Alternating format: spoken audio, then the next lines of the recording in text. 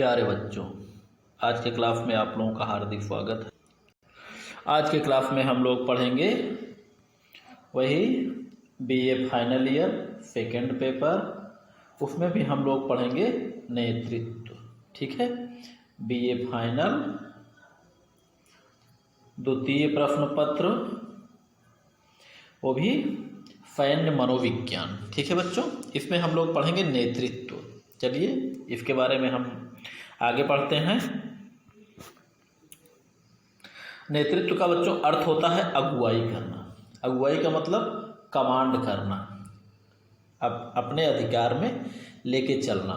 ठीक है, तो ठीक है, नेतृत्व का अर्थ होता है अगुवाई करना, अर्थात आगे चलना। नेता जो होते हैं बच्चों, नेता जो होते हैं ये किसी समूह, राष्ट्र एवं अपने विभाग का नेतृत्व करता होता है। किसी भी चीज़ का नेता, चाहे राष्ट्र का नेता हो, जैसे मोदी जी क्या हैं, राष्ट्र के नेतृत्व करता है इस समय। अर्थात जो वैसे भी नेता बने हुए घूमते हैं, नेता तो सभी कहे जाते हैं, जो चुनाव लड़ते हैं हार जाते हैं सब नेता कहे जाते हैं। जो थोड़ा सा राजनीति करने लगता है उसको भी नेता कहा जाता है। लेकिन जनता जिसके हाथ में अपना नेतृत्व दे देती है वही होता है नेता। या जो किसी समूह का नेतृत्व करता है, जिसको समूह का नेतृत्व का कार्य जिसे कोई सौंप देता है, वो होता है उसका नेता।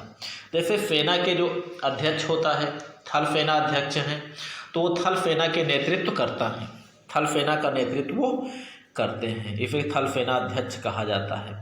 ऐसे ही किसी समूह का नेता कहते हैं समूह के नेता हैं, अर्थात समूह का नेतृत्व वो कर रहे हैं।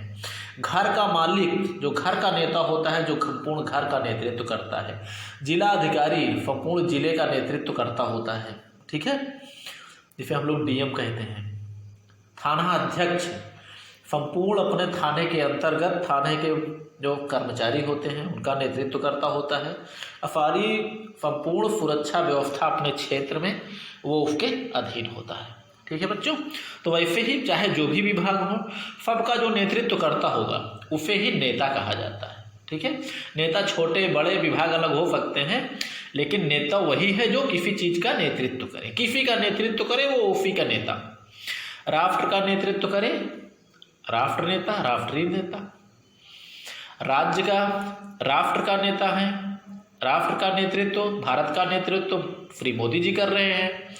यूपी का नेतृत्व ये क्या बोलते हैं, योगी जी कर रहे हैं।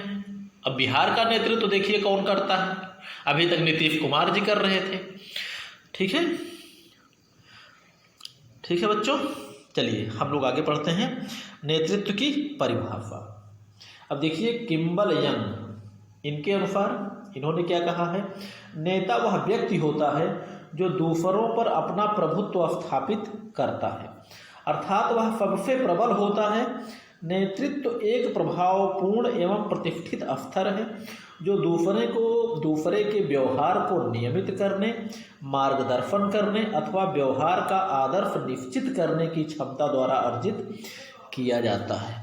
ठीक है बच्चों, ये नेता का गुण होता है, नेता का ऐसा प्रभाव होता है। ठीक, अब देखिए इसमें लेपियर एवं फार्म्सवर्थ ने क्या कहा है, नेतृत्व वह व्यवहार है जो दूसरे व्यक्तियों के व्यवहारों को उससे कहीं अधिक प्रभावित करता है। ठीक, दूसरे व्यक्तियों के व्यवहारों को उससे भी ज़्यादा प्रभावित करता है जितना कि उनका व्यवहार नेता को प्रभावित करता है। ठीक है, ये हो गए दो विद्वानों के अनुसार नेतृत्व की परिभाषा। और उपरोक्त परिभाषाओं से यह स्पष्ट होता है कि नेतृत्व समय एवं परिस्थितियों की जांच परख करके तुलनात्मक रूप से गुणी व चतुर व्यक्ति द्वारा अन्य व्यक्तियों को अपनी इच्छित दिशा में प्रभावित कर सकने की कला है।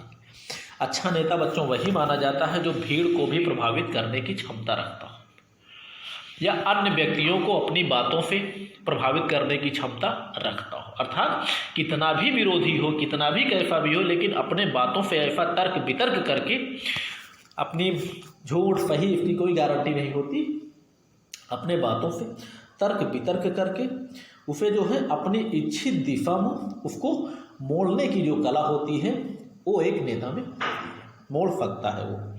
ठीक है बच्चों, नेतृत्व के गुण। एक सैनिक नेता में निम्न मनोवैज्ञानिक गुण होने चाहिए, क्योंकि हम यहाँ जो पढ़ेंगे, हम लोग कोई नेताओं का नेतृत्व नहीं पढ़ रहे हैं, हम लोग सैन्य मनोविज्ञान पढ़ रहे हैं, इसलिए ज़्यादा हम पढ़ेंगे सैनिक नेताओं के बारे में। ठीक है, अब सैन्य नेता के बारे में कौन कौन उसके अंदर गुण होना चाहिए। पहला नंबर चरित्र, उत्तम चरित्र होना चाहिए। व्यक्तित्व और सम्मान, अच्छा व्यक्तित्व, सम्मानित व्यक्ति। निस्वार्थता, स्वार्थ की भावना बिल्कुल ना होना चाहिए, अर्थात परोपकारी भावना होनी चाहिए। नैतिक और शारीरिक साहस, नैतिकता उसमें कूट कूट के भरी हो और साहसी व्यक्ति होना चाहिए। शरीर भी मजबूत हो, तभी जो है शारीरिक साहस उसके अंदर आएगी। इच्छा शक्ति, अर्थात लगन, अलग कार्य करने की इच्छा शक्ति होनी चाहिए। सबसे नया कार्य, हट के कार्य करने की इच्छा होनी चाहिए। शिक्षा, अभिगम्यता, अर्थात सरल मार्ग का चुनाव करना। दल भावना, अर्थात दल को एक संगठन के रूप में संगठित कर सकने की क्षमता या भावना। और न्याय और निष्पक्षता, निष्पक्ष और न्याय का सपोर्टर। बौद्धिक क्षमता, बुद्धिमान। उदारता, विवेक एवं निर्णयात्मक क्षमता। और देखिए बच्चों कितना ज़्यादा इसमें गुण होने चाहिए एक नेता के। लोचपूर्ण, अर्थात लोच का मतलब होता है लचीलापन, अर्थात आवश्यकता अनुसार परिवर्तन करने की क्षमता होनी चाहिए। ठीक, लोच जिसे कहते हैं लचीलापन, टाइट नहीं, जरूरत पड़े तो बदलने की क्षमता, नियमों को बदला जा सकता है परिस्थितियों के अनुसार। ईमानदारी और विश्वसनीयता, प्रशासनिक क्षमता और व्यवहार कुशलता। मानवीय गुण के कौन कौन से होने चाहिए, मानवीय गुण में देख लेते हैं हम। मित्रता एवं प्रेम, अधीनस्थों के कल्याण की भावना, अर्थात अपने अधीन कर्मचारियों, अपने अधीन सैनिकों के कल्याण की भावना हमेशा होनी चाहिए। ये नहीं उनको जबरन तंग करते रहे, हमेशा आदेश दे दे के परेशान करता रहे। विनोद प्रियता या हंसमुख होना, हंसमुख होकर सबसे प्रसन्नता से आराम से काम कराता रहे। सुव्यवस्था और पहली दृष्टि, विश्वास और उत्साह, शारीरिक स्वास्थ्य और मानसिक सतर्कता, व्यक्तिगत संपर्क, अनुशासन, दृढ़ता,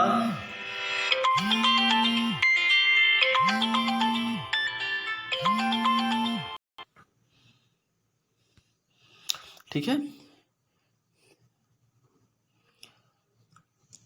क्या है बच्चों, हाँ आगे बढ़ते हैं हम इसमें।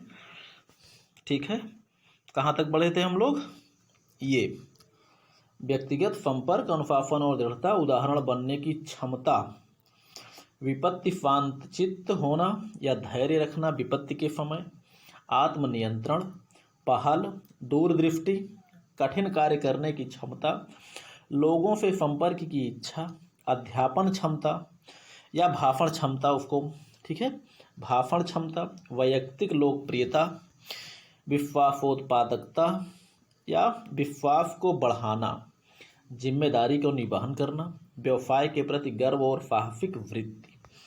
कहने का मतलब बच्चों, एक नेता में जो भी कार्य है उसको पूर्ण उत्साह लगन के साथ करे, अपने जो है अधीनस्थ कर्मचारियों को, अपने अधीन सैनिकों के साथ अच्छी तरह से व्यवहार करे, उनके कल्याण की भावना हो, उनके विकास की भावना हो उसके अंदर, स्वयं साहसी हो, स्वयं जो है हर तरह से हंसमुख, अर्थात हंसा हंसा कर खुशी से उनको प्रसन्नचित्त होकर कार्य कराने की योग्यता हो, संगठन में दल भावना विकसित करने की क्षमता हो, अर्थात जितने भी तरीके हों उसमें नेतृत्व में नेता के पास हर गुण होने चाहिए।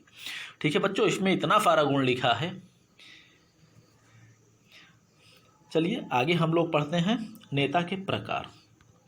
ठीक है, नेता कितने प्रकार के होते हैं। अब देखिए अलग अलग विद्वानों ने अलग अलग प्रकार के नेताओं का वर्णन किया है। जैसे सर विलियम मार्टिन कानवे ने कहा है 3 प्रकार के नेता होते हैं।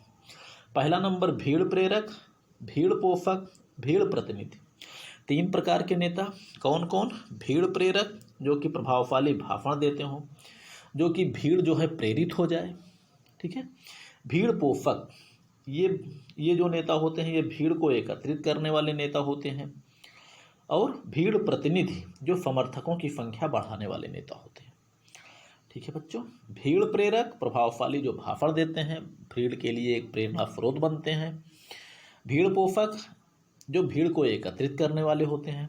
भीड़ प्रतिनिधि, समर्थकों की संख्या बढ़ाने वाले, अर्थात वोट बैंक को बढ़ाने वाले। ठीक है। और आगे जो है एफ.सी. बर्टलेट ने क्या कहा है? संस्थागत नेता, आधिपत्य वृत्ति वाले नेता, हृदयग्राही नेता। 3 प्रकार के नेता, संस्थागत, आधिपत्य वृत्ति वाले नेता और हृदयग्राही नेता। और सार्जेंट ने क्या कहा है? दैविक नेता, प्रतीकात्मक नेता, संस्था अध्यक्ष, विशेषज्ञ नेता, कार्यपालक नेता, सुधारक, आंदोलक नेता, आक्रमणकारी नेता। अर्थात सबका नेता जो है बच्चों अलग है। दैविक नेता, प्रतीकात्मक नेता, संस्था अध्यक्ष यानी अपने संस्थाओं का अध्यक्ष। प्रतीकात्मक, जो प्रतीक के रूप में बनाया जाए। दैविक नेता, देवताओं का अगुआ। विशेषज्ञ नेता, विशेषज्ञों का नेता, जो विशेषज्ञों में जो ज़्यादा हो।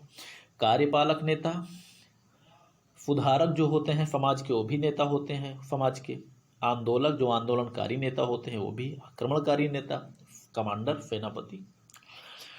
ठीक है, चलिए आगे बढ़ते हैं बच्चों। किम्बल यंग ने क्या कहा है?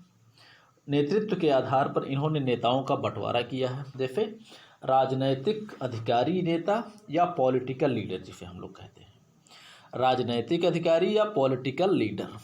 ठीक। प्रजातांत्रिक नेता, नौकरशाही या अफसर जिसे हम लोग कहते हैं।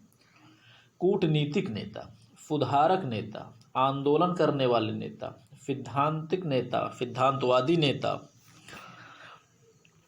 वैसे देखा जाए तो वर्तमान समय में नेताओं के 2 व्यापक वर्गों में विभाजित किया गया है। वर्तमान समय में नेताओं को 2 व्यापक वर्गों में विभाजित किया है। पहला नंबर क्या है? सर्वाधिकार नेता या तानाशाही गुण, बच्चों जिसे कहते हैं तानाशाही गुण। और दूसरा क्या है होता है? प्रजातांत्रिक नेता। ठीक है, चलिए इसमें हम पढ़ते हैं। तानाशाही नेता, इनके गुण क्या क्या होते हैं? कार्य विधि, सैनिक शासक या राजशाही के समान इनकी कार्य विधि होती है। जैसे सैनिक शासन मतलब परवेज मुशर्रफ जैसे पाकिस्तान पे सत्ता स्थापित किए थे, या फिर किम जोंग उत्तर कोरिया। ठीक है बच्चों, जैसे उत्तर कोरिया में किम जोंग का शासन, जिसे कहते हैं तानाशाही गुण। जो चाहते हैं उन्हीं की इच्छा ही कानून होती है। जो मुंह से बोल दें उसका आदेश पालन होना चाहिए, भले उनके मुंह से बोला गया वर्ड निहायत ही घटिया हो या तो गलत हो। चलिए, अपने अधिकार का अधिक उपयोग करने वाले होता है तानाशाह। समूह की नीति स्वयं निर्धारित करते हैं ये लोग, स्वयं योजना का निर्माण करते हैं। कोई समूह नहीं, कुछ भी नहीं, किसी से कोई निर्णय नहीं। निर्णय ले सकते हैं लेकिन सलाह ले सकते हैं, लेकिन मानने के लिए विवश नहीं है। समूह के सदस्यों को कार्य हेतु प्रत्यक्ष आदेश देते रहते हैं ये तानाशाह जो होते हैं। और समूह के सदस्यों के बीच संबंधों को स्वयं भी निर्धारित भी करते हैं, स्वयं ही। ठीक। समूह के सदस्यों के कार्यों की निंदा एवं प्रशंसा स्वयं करना और पारितोषिक एवं दंड भी उन्हीं को देना। यानी कोई कानून नहीं, कोई नीति नहीं, कुछ भी नहीं, जो है सर्वे सर्वा वही होते हैं। ठीक है बच्चों। और समूह के सभी कार्यों पर इनका एकाधिकार रहता है। किसका? तानाशाही नेताओं का। तानाशाही गुण जिसके पास होता है। और बिना सदस्यों की सहायता के स्वयं ही उद्देश्यों को प्रस्तुत करते हैं। और सभी सदस्यों का नेता से अलग अलग संबंधित होना, यानी सभी समूहों के जो नेता होते हैं सबसे अलग अलग ही जो है ये संबंधित होते हैं, और हर नेता से अलग अलग ये स्वयं बात करते हैं। कोई उनका समूह संगठित नेता कोई नहीं होता। छोटे समूह का सदस्य नेता, वो छोटे समूह का सदस्य नेता के व्यक्तिगत संपर्क में रहता है। यानी छोटे समूह का सदस्य जो होता है वो नेता के व्यक्तिगत संपर्क में रहता है। जैसे जैसे समूह बड़ा होता जाता है, नेता का सदस्यों से दूरी बढ़ती जाती है और सदस्यों के बीच कई उपनेताओं का जन्म होता है। ठीक है बच्चों। चलिए, दूसरा नंबर है प्रजातांत्रिक नेता। ये समान अधिकार लेकिन उपयोग में अंतर। अधिकार समान होता है, उपयोग में अंतर। यानी प्रजातांत्रिक नेता जो होता है इसकी भी ताकत तानाशाहों से कम नहीं होता, लेकिन अपनी ताकत का जिस प्रकार तानाशाही अपनी इच्छा से उपयोग करता है, वो अपनी ही इच्छा से सदुपयोग भी करता है, दुरुपयोग भी करता है। उसी की इच्छा ही कानून होती है, जो चाहता है वो करता है, चाहे वो किसी का भला करे या किसी का बुरा करे, उसकी इच्छा ही जो है राज्य की इच्छा मानी जाती है। एक प्रकार से एक राज्य का वो भगवान माना जाता है, वो अपने आप को मान लेता है कि मैं ही भगवान हूँ, मेरी ही पूजा करिए। ठीक है बच्चों, वो होते हैं तानाशाह। अब देखिए प्रजातांत्रिक नेता जो होते हैं इनकी ताकत कम नहीं होती, अधिकार इनके समान होते हैं तानाशाहों के समान, लेकिन उपयोग में बच्चों अंतर होता है। इनका उपयोग भले कार्यों के लिए होता है, प्रजा की भलाई के लिए होता है। कोई कार्य किसी की सलाह से करते हैं, अच्छा करते हैं, किसी का बुरा नहीं करते। प्रजातांत्रिक नेता इसीलिए प्रजातंत्र को अच्छा माना जाता है। देखिए सदस्यों के साथ मिलकर समूह का उद्देश्य निर्धारित करते हैं, यानी किसी पर जोर जबरदस्ती दबाव बिल्कुल नहीं, सबसे मिलकर सबकी इच्छाओं के अनुसार समूह का उद्देश्य निर्धारित किया जाता है। और समूह के उद्देश्यों की प्राप्ति हेतु सदस्यों का सहयोग लेते हैं। साथ कार्य करने का भार सभी सदस्यों को बराबर सौंपते हैं और सदस्यों के बीच समानता तथा अपनापन बनाने का प्रयास करते हैं कि ये सभी सहयोग की भावना से कार्य को करें।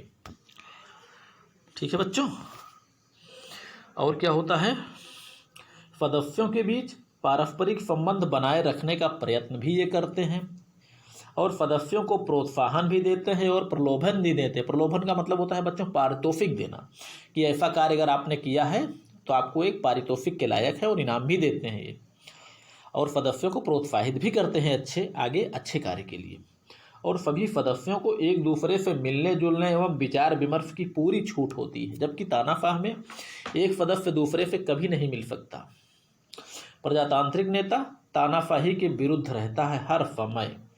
भाई बच्चों वैसे भी प्रजातंत्र और तानाशाही में 36 का आंकड़ा होता है। 36 यानी दोनों में एक दूसरे से तनातनी टाइप की रहती है, दोनों ही एक दूसरे को पसंद नहीं करते। वैसे तानाशाही भले प्रजातांत्रिक नेता को पसंद करे, लेकिन प्रजातांत्रिक नेता प्रजातांत्रिक जनता का भी तानाशाही पसंद नहीं करती। ठीक है बच्चों, चलिए बाकी आगे पढ़ेंगे हम लोग अगले भाग में।